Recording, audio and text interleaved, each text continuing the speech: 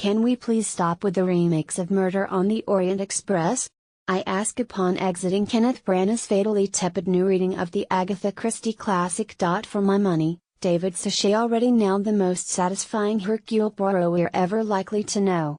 In the British television series Agatha Christie's Poirot, which aired on PBS in the States, if not the wholly unnecessary 2010 movie, Suchet's Belgian detective came to us as his own complicated loner, sly, prissy, compulsive, sexually ambiguous, and with a thoroughly earned tragic vision of humankind, yet full of compassion for its individual membership. When Suchet's Poirot insisted he was happiest when alone, we believed him.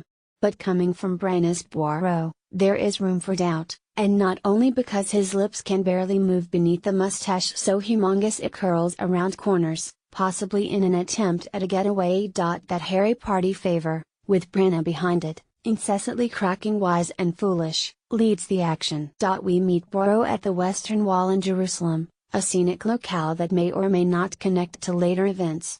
For now it's an excuse for the smirky private eye to launch into a lame gag about rabbis, imams and priests. Then it's on to Istanbul, where the self-professed greatest detective in the world boards the famously deluxe locomotive for a hard-earned break among bejeweled toffs moping about in richly varnished wooden carriages with to-die-for light fixtures. The mustache wears a coat in bed, where we dally with Poirot until Johnny Depp shows up as an iffy-looking businessman who, after trying in vain to hire the sleuth as his bodyguard, turns up dead on schedule. In deference to the 6 people on this planet who don't know that his multiple stab wounds weren't inflicted by the butler, in the library, with a poker, I must keep heroically mum about who done it.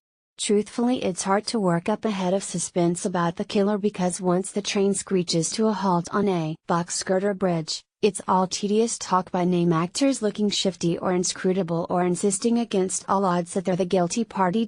When Agatha Christie maneuvered a large crowd of potential perps into a confined space, she was not just plot thickening, but finding a way to explore human character in all its rainbow of delusion, rationalization and displaced guilt. For Branagh, it's little more than a golden opportunity to make us ooh and ah over a clutch of majorly attired big Hollywood guns from Judi Dench and Derek Jacobi to Michelle Pfeiffer, Willem Dafoe, and Penelope Cruz, plus a strategic sprinkling of young uns and a weak stab at diverse casting. The slight twist that Branagh and screenwriter Michael Green have placed on this crew's shared tie to the deceased doesn't compel, because they generate no interest as characters.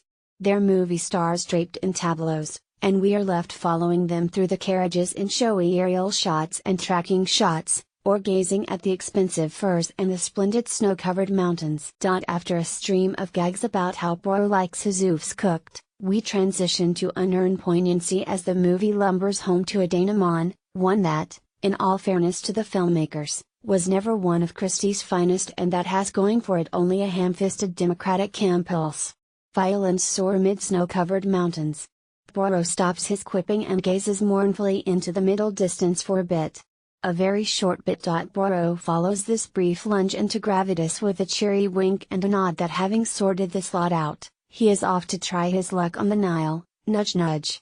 Peeps of Hollywood, I beg you, pitch that pitch straight into turnaround. Get the stories that grabbed us this week delivered to your inbox every Sunday. These are the NPR stories that keep us scrolling.